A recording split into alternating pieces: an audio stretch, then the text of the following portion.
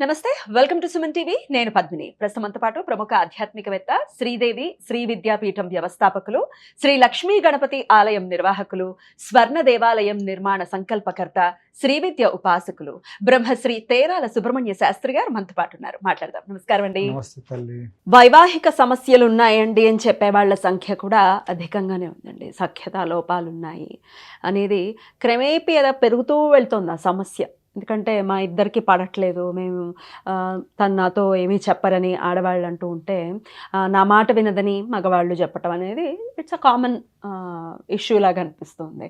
మరి ఈ వైవాహిక సమస్యల నుంచి బయటపడాలి, సఖ్యతా లోపాలు అసలు ఉండకూడదు మా భార్యాభర్తల మధ్య, అన్యోన్యత అనేది మాకు మళ్ళీ పెళ్ళైన కొత్తలో ఎలా ఉన్నాం అలా ఉండాలి అనుకునే పరిస్థితి రావాలి అని అంటే ఏం చేయాల్సి ఉంటుందండి? మంచి ప్రశ్నమ్మా.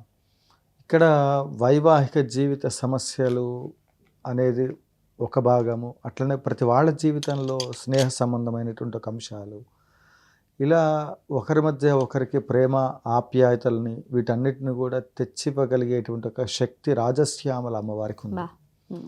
అసలు అమ్మవారు అన్ని ఇంకా అదే కదా రాజశ్యామల ఆ అమ్మవారి యొక్క సాధన. ఇందులో మార్గాలు అంటే అమ్మవారు పేరులో రాజశ్యామల, రాజమాతంగి, సుఖశ్యామల ఇవన్నీ ఉన్నాయి. ఇందులో ఆ మంత్రానికి సంబంధించిన ఆ దేవతకి సంకల్పం ఉంటుంది. అది బీజాక్షరాలు సంపుటీకరణంతో మనం వాడే ద్రవ్యాలు, వనమూలికలు అవి మారుతూ ఉంటాయి. దేవత ఒక్కటే, ద్రవ్యాలు మారుతూ ఉన్నందువల్ల ఏ ఏ కామ్యాలకి ఏ విధంగా హవనం యాగం చేస్తే ఆ పద్ధతిలో వాళ్ళకి ఫలితం అనేది నెరవేరుతుంది. అందువల్ల ఇక్కడ వివాహానికి సంబంధించింది మనం ఇప్పుడు చెప్పుకున్న ఎపిసోడ్లో వైవాహిక జీవితంలో ఉండబడేటువంటి ఒక సమస్యలకి కారణం కుజుడి యొక్క ప్రభావం ఉంటుంది. దశమహావిద్యల్లోకి వెళ్ళినప్పుడు బగలాముఖి అమ్మవారు కుజుడికి సంబంధించినటువంటి ఒక దేవత. రాజశ్యామల అమ్మవారు వచ్చేసి రవిగ్రహాన్ని సూచిస్తూ ఉంటుంది. అయితే ఈ కామని పూర్తి స్థాయిలో ఈ దశమహావిద్యలు అనేవి 10 విద్యలు చేస్తూ వనదుర్గ అమ్మవారికి చేసినట్లయితే ఆవిడ ఎది శక్యం అశక్యం వా తన్మే భగవతి సమయ సమయ స్వాహ. అందువల్ల శక్యము కానటువంటి దాన్ని శక్యమయ్యే విధంగా, ఇక ఈ పని ప్రాజెక్ట్ చెయ్యలేరు అని డౌట్ వచ్చింది, వనదుర్గ మహావిద్యా పారాయణ. ఆ పారాయణ చేయడం మొదలుపెట్టాము అంటే ఇంకా అమ్మవారు అసలు ఆ పారాయణే అద్భుతంగా ఉంటుంది. వింటూ ఉంటే ఆ మంత్రాలు అవన్నీ, ఆ పారాయణ ఎవరైతే చేస్తారో ఆ అమ్మవారి యొక్క కృపచేత, అంటే సమస్య ఏ స్థాయిలో ఉంది అనే దాన్ని బట్టి మనం ఏ ఏ విద్యల్ని ఇందులో వీళ్ళకు ఉపయోగిస్తే పరిష్కారం అవుతుందనే విధానంగా మనం ముందుకు వెళ్ళినట్లయితే తప్పకుండా వాళ్ళ జీవితంలో, వైవాహిక జీవితంలో ఉండబడేటువంటి ఒక సమస్యలన్నీ పరిష్కారం అవుతూ ఉంటాయి. ముఖ్యంగా వివాహ విషయంలో కూడా ఈ మధ్యకాలంలో నా దగ్గరకు వచ్చే జాతకాలలో వాళ్ళకు ఉండబడేటువంటి ఒక ఫలితాలను గమనించినప్పుడు date of birth, time of birth ఇవన్నీ ఏవైతే ఉన్నాయో, ఏమండి మా అబ్బాయి పలానా నక్షత్రంలో పుట్టాడు, ఇలా దుష్ట నక్షత్రంలో పుట్టాడు కనుక వివాహం అవుతుందో కాదో, కాబట్టి అదే డేటు అదే సమయం, కానీ నక్షత్రం డేట్ తక్కువ ఎక్కువ చూసి ఆ నక్షత్రం లేకుండా మ్యాచ్ అయ్యేటట్లుగా ఏమైనా ఉంటే చెప్పండి అని వాళ్ళకి వాళ్ళే కొన్ని సమస్యలు కొని తెచ్చుకుంటా ఉన్నారు. అంటే 1000 అబద్ధాలు ఆడైనా పెళ్లి చేయమన్న వీళ్ళు మార్గాలు వీళ్ళు వెతుక్కుంటున్నారు.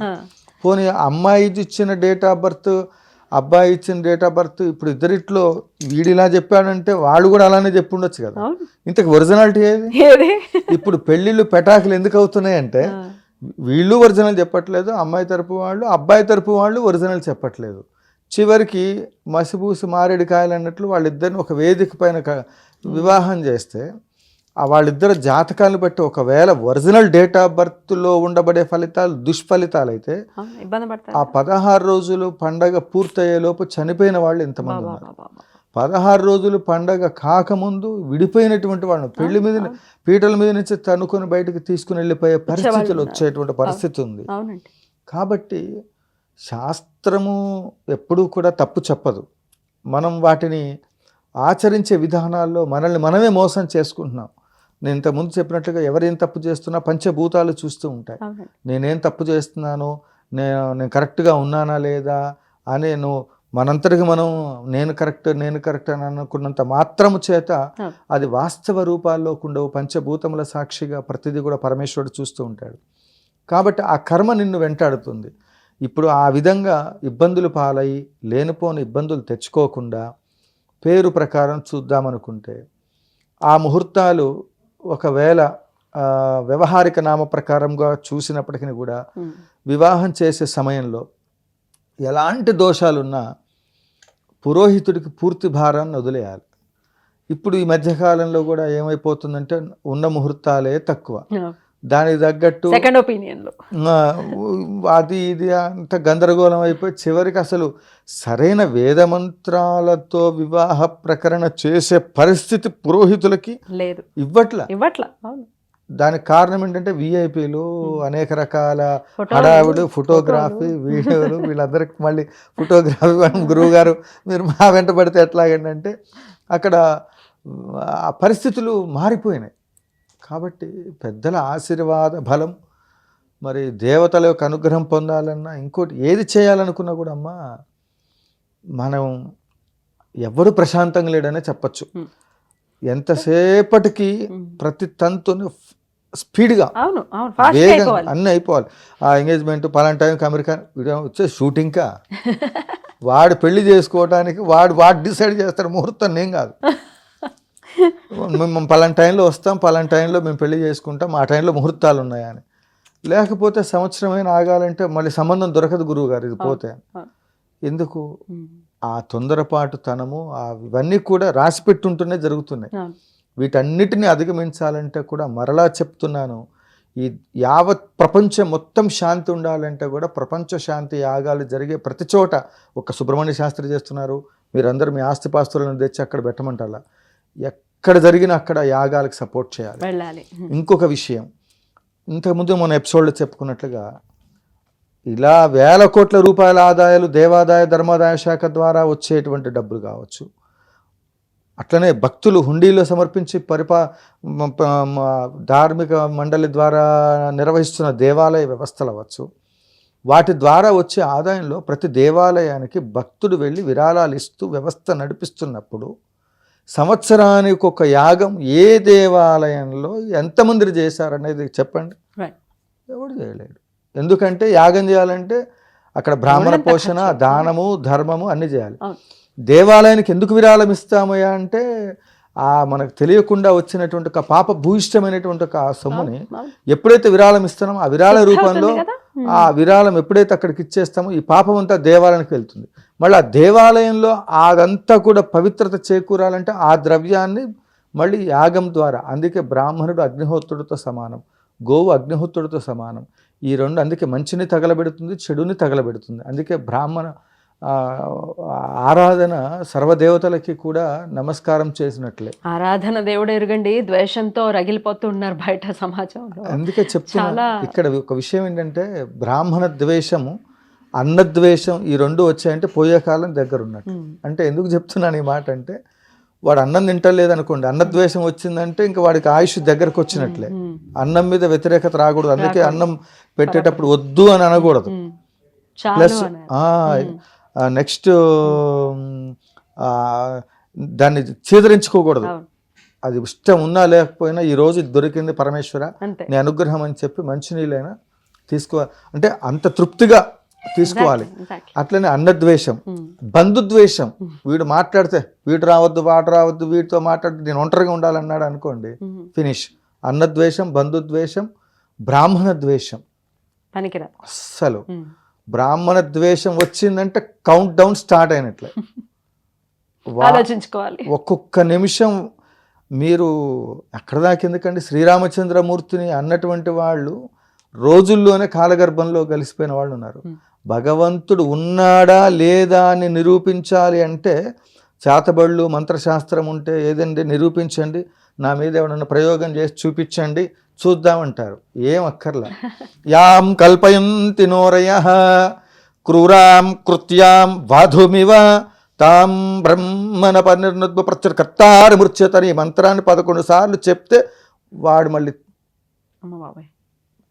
ఎవడికి కనపడ్డి అంత సనాతన ధర్మాన్ని రక్షించటం కోసం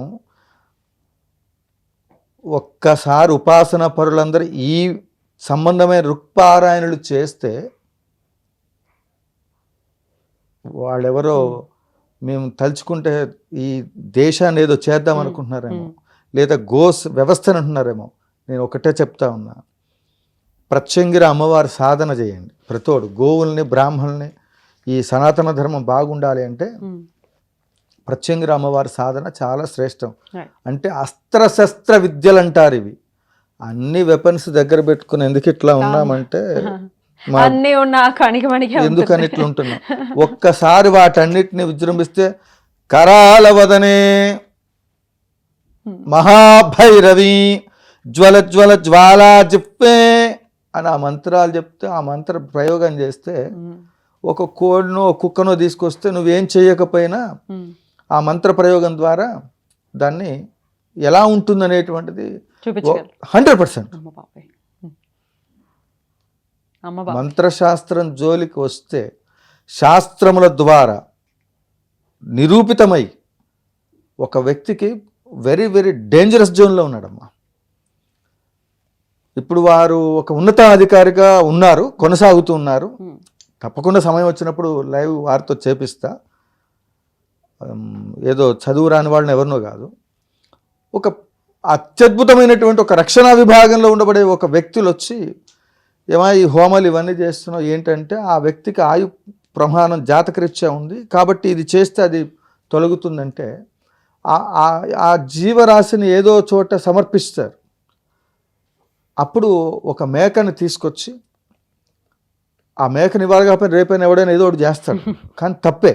కానీ ఆవిడ బతకాలి అంటే దానికి ఆ ప్రయోగం చేస్తే ఆవిడ బతుకుతుందని శాస్త్రంలో ఉన్న చిన్న ప్రయోగాన్ని చేశాం. ఏం చేయకుండా కానీ ఆ మేక చనిపోయింది, ఈవిడకి ఆయుష్ పెరిగింది. అంటే మంత్రశాస్త్రంలో ఉండబడే విషయాలు ఏంటంటే, మనకు ఉండబడేటువంటి ఒక విధి విధానాలు. ఇప్పుడు కొంతమంది బెదిరిస్తుంటారా, నా జోలికి వస్తే నేను అది ఇది తప్పు. నేనేమంటున్నానంటే, శాస్త్రాన్ని రక్షించటానికి, ఈ సనాతన ధర్మాన్ని రక్షించడానికి ఈ శాస్త్రంలో ఎంతోమంది ఉపాసన పరులు ఎన్ని తెలిసిండి కూడా మేము ఎందుకు ఉంటున్నామంటే, కేవలం పిచ్చుక పిల్ల మీద బ్రహ్మాస్త్రం ఎందుకనే తప్ప వాటిని ఉపయోగపెట్టేటువంటి ఒక విధి విధానాల ప్రకారం ఉపయోగించడం వల్ల కరోనా లాంటి వైరస్ కంట్రోల్ చేయగలిగా. బగలా ఉపాసన కరోనా టైంలో మనకి బాగా ఉపయోగపడింది. అది బహిర్గతం చేయాల్సిన అవసరం లేదు, చేయాల్సిన వాళ్ళు చేసుకుంటూ వెళ్తారు. మాకేం అవసరం, శాస్త్ర ఆపద వచ్చింది రాకుండా చేయొచ్చు. వ్యాక్సిన్ ఎప్పుడో వచ్చిందమ్మా. కాదండి, అసలు రాకుండా ఎందుకు చేయలేదని అడిగే వాళ్ళు ఉంటారు. వాళ్ళకి మీ సమాధానం రాకుండా ఏంటి, మీ భక్తి టీవీ పంచాంగంలో పేజీ పేపర్లో ఉంది, అది అప్పుడు లైవ్ షోలో చాలా సందర్భాల్లో కూడా చెప్పడం జరిగింది. పలానా ఇయర్లో వాయు సంబంధమైనటువంటి ఒక ప్రాబ్లమ్స్ వస్తాయని చెప్పేసి పంచాంగం ముందు చెప్పింది. మరి అప్పుడు ముందు దానికి సంబంధించిన దాంట్లో ఈ పలానా టైంలో ఈ వైరస్ వస్తుందని ముందు శాస్త్ర ప్రామాణికంగా మిగతా అన్నవాళ్ళు ఎవరు ముందు దాన్ని ప్రకటితం చేయలేదే. భూత భవిష్యత్ వర్తమానాలు తెలియజేయగలిగేటువంటి ఒక శాస్త్రం మనది సనాతన ధర్మం, అది ప్రకటితం చేశారు. వచ్చిన తర్వాత కూడా ఏం చేయాలో అప్పుడు దాంట్లోనే ప్రకటితం చేయడం జరిగింది. దాని ప్రకారంగా చేశారు కనుకనే మనం నిలబడగలిగాం. కాలసర్ప దోషం అనేటువంటిది ఫస్ట్ 2019లో మేలో స్టార్ట్ అయింది. కోటిమోదక యాగంలో ఉన్నాం. దోషం వస్తుందని తెలిసి కోటిమోదక యాగం 108 మంది పురోహితులతో కంచి కామకోటి పీఠ సాంప్రదాయంలో సత్తుపల్లిలో మనం యాగం నిర్వహించాం. అప్పుడు తోకలాగా ఉండేది. అంటే కాలసర్ప దోషము, గ్రహాలు, గ్రహ మండలాలు అనేటువంటివి ఏవైతే ఉన్నాయో ఆ గ్రహస్థితి మొత్తం కూడా పాములాగా ఉంటుందన్నమాట కాలసర్ప దోషం. అది మింగేసిన టైం, అది పాస్ అవుతున్న కొద్ది మెల్లగా దాని దోషం తగ్గింది. అంటే భగవత ఆరాధన వల్ల నేను అనుకున్న గ్రహమండలాలు చూసి, అరే అందరు జైలు ఎట్టుంటారు బాబు, ఇది బంధన యోగంలో ఉందంటే అందరం గృహ నిర్బంధంలోనే, మరి అది ప్రామాణికంగా అది వాస్తవమే కదా. కాబట్టి మనము శాస్త్రజ్ఞుల్ని లేకపోతే సైన్స్ని నేను వ్యతిరేకించట్లేదు, లేకపోతే ఇంకోటి కాదమ్మా. మంత్రశాస్త్రము అనేటువంటిది మంత్రం మననేతి రక్ష, దాన్ని సరిగా విధి విధానాల ప్రకారం చెయ్యకపోతే మంత్రం మననేతి భక్ష, అది భక్షిస్తుంది కూడా. రక్షించు అనబోయి భక్షించు అంటే భక్షిస్తుంది. అందుకే ఒక పురోహితుడు అందుకే మంత్రశాస్త్రంలో దానికి సంబంధించిన నిష్ణాతులు ఉండాలి. ఇవాళ రేపు అలా కాదు, ఎవడు పడితే వాడు బొట్టు పెట్టుకొని వాడి దాంట్లోనే పండితులు అని చెప్తే దేంట్లో ఎవడు స్పెషలిస్టో దానికి తగ్గట్టుగా మాట్లాడాలి. పెద్ద పెద్ద వాటికే ఉంది సమాధానం, సఖ్యతాలోపాలకి లేదా అనుకుంటే ఖచ్చితంగా ఉంది వనదుర్గ అమ్మవారి ఆరాధన, తప్పకుండా ఖచ్చితంగా ఆ సమస్యల నుంచి బయటపడుతుంది అని అంటున్నారు. అద్భుతం అండి, చాలా బ్యూటిఫుల్గా ఎక్స్ప్లెయిన్ చేస్తున్నారు. మీ వాగ్దేవి అనుగ్రహం ఉంది కాబట్టి ఆపలేము, కానీ ఆపుతున్నాను. మరో ఎపిసోడ్లో కంటిన్యూ చేద్దాం. థ్యాంక్ యూ అండి, నమస్తే. సంతోషం.